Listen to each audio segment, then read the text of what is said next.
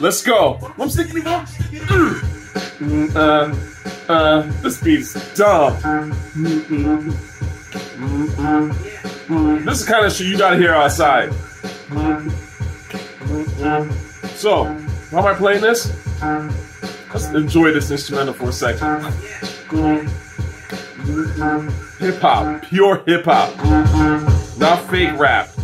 Anyway, so I was listening to DJ Premier talk to Jadakiss, and he brought up how, like, in somewhere in their interview or conversation, he brought up how, like, Puffy wanted him. You know, Puffy heard this remix that Preemo had done, and Puffy was like, I want that shit! Facts. And you know, one thing I think is interesting, like I've said, Puffy has a great ear, for one, right? He is brilliant in that regard. And listen, man, if you like hip-hop, you know hip-hop. Rakim said this, I wish I could find this interview, because in a way, this is almost like a lost interview at this point. But Rakim famously said this in some interview that I saw way back in the day. Like, I'm talking like maybe mid-2000s or some shit. The fact of the matter is that when you listen to enough hip-hop, if you listen to hip-hop long and deep enough, right? Pause.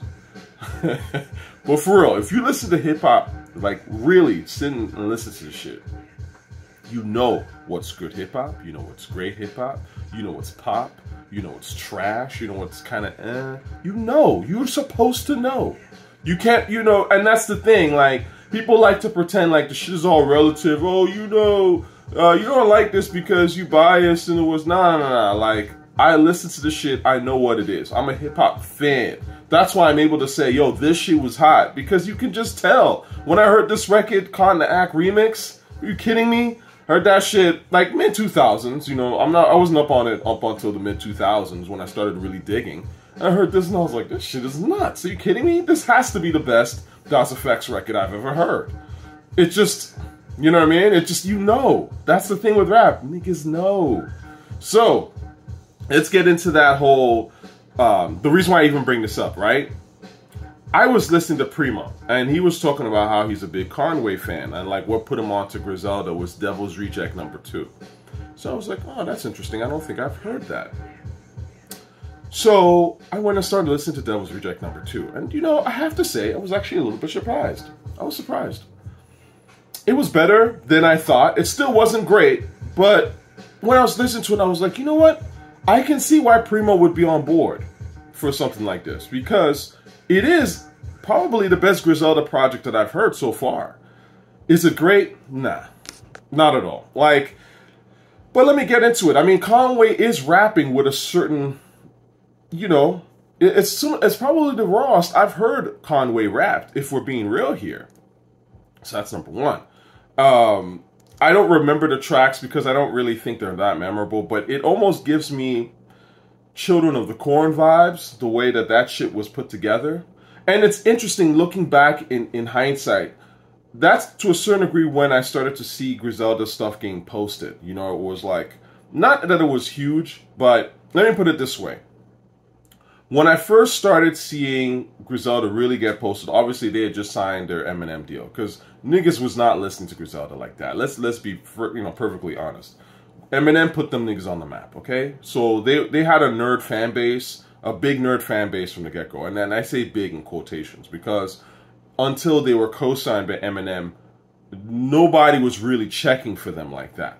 I mean, they have some people who were listening to them, I'm sure they did. But, like, I'm talking about Eminem really put them in the map in terms of underground hip-hop conversation. Let's be fucking honest here. And the point is, when I would start to see people, like, kind of talk about, oh, Griselda, blah, blah, they would post, like, Air Holes or Rex Ryan, whatever the name of that song is. I mean, I thought Rex Ryan was trash, so I didn't really listen to it. And Air Holes, I was like, this is okay. And I used to say, like, even back then, I was like, this song is, it's not great, but, you know, right? Now, it's interesting because those are both from Devil's Reject. And Devil's Reject is probably overall the best Griselda, you know, record I've heard. I didn't even finish it because honestly, as much as I kind of liked the way that Conway was rapping with a little bit of more energy than he normally has, obviously the production wasn't really it for me. It was just too slow, right? Too slow, too sleepy. Like I kind of get what they're trying to do, but again, it's like it's been done, man. You know what I'm saying? Because you know what's interesting? As I'm listening to it, and I'm like, okay, I can kind of see to a certain degree if you're really fiending for boom bap and you know that kind of like slow Sean Pricey thing, right? Then I can see how like Devil's Reject might do something for you, right? Devil's Reject 2 in particular. I haven't heard the first one. But again, as I'm listening to it, for some reason, Sean Price, Jesus Price Superstar was actually in the recommended list or something like that. And I was just like, oh, I haven't heard Jesus Price Superstar in full in a little while. And so I click it, and guess what I hear? I know, right away I'm like, and then Sean Price starts going in. Why am I listening to Conway? Like, yeah, you know, if you don't know Sean Price, I guess Conway's dope. But, like, someone like myself, it's like, it's been there, done that, man. If I want to listen to, you know, even a slower, like, this is more on that sort of slow but raw thing, right? Sean Price was doing this already, man. It's fucking, you know, 15 years ago. Almost 20 years ago now. You know what I'm saying? And did it way better. And so I just ended up listening to Jesus Christ Superstar the entire time. So, you know, I've tried with these guys, man, honestly. Like, you know, when I shit on the Griselda, and obviously Griselda over time have exposed that they never really were them guys, you know? And look, I want to give myself some credit. I was pretty much the first person, like, to actually publicly be like, these guys are not it. Like, you know what I mean? They're not. Like, and again, not because I have anything personal, but I just want better rap. You know what I'm saying? Like, I'm moved by real dope shit, not by, like, cosign bullshit. I don't care. But, of course, as I was listening to this Sean Price shit, I was like, you know, Sean is a rapper, but rapping is lame. Facts. Yeah, man. I mean, in hip-hop, you can always tell. That goes back to my initial point with Diddy, right? And DJ Premier. You can always tell. Like, the niggas is really doing it for real, for real. They've really got them like, holy shit. The beats is crazy. The vocals is crazy. The bars is crazy. It's obvious. It's obvious. You know what I mean? Oh, fucking this beat. Beautiful ass beat, man. The real star, other than obviously Sean Price on this album, is Khrysis. Khrysis put his foot in them damn beats, man. And again, it's more active. This is the thing for me. Boom bap is active. It's not slow and boring, man. It's not. That's not rap. Like, that's not hip. That's not boom bap. That's not what made boom bap dope. You know what I'm saying? Boom bap is supposed to get you. You know what I'm saying? It's hard, but it's still, you still do that dance. It still gets you kind of in the vibe. You know what I'm saying? So anyway, not feeling that shit. The last thing I want to talk about real quickly is Nas, Hate Me Now. So, actually, I should probably put that instrumental on. You know, I kind of slept on this record. I know that sounds weird to say because it's, you know, it came out a long fucking time ago. I've always liked it, but I've never really listened to it too tough. And, you know, obviously I know it. Like, I know the song, right? But I was listening to it yesterday and I was just like, every line in here is a fucking quotable. Holy fuck. Like, you know what I'm saying? Like, this joint is nuts. Like, I always thought it was dope, but, you know, sometimes then that's the thing about replay value. Like, certain shit, you just listen to it, you're like, this shit is fucking crazy. Are you kidding me? You know what I'm saying? Criticize when I flow for the street. Like, this certain shit that he's saying, you're like, what the fuck? Nas destroyed this shit.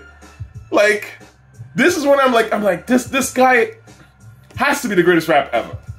Cause it's literally, I've said this, but it's like scroll rap. Scroll. Like, it's like literally like someone uncovering fucking scrolls, and that's how like Nas raps to me. You know what I'm saying? Like, it's on some freaking magic shit. You know what I'm saying? Poetic magic, you know, wizard shit. Honestly, man. Like, yo, Gucci that, Fendi that, what you expect, ho? You know, let my whole US know. Like, you know, just yo, he went in, and the video's in, and of course, I've said this before, you know, I fuck with Diddy, speaking of Diddy, but Diddy's top of the grocery store doing this little bob.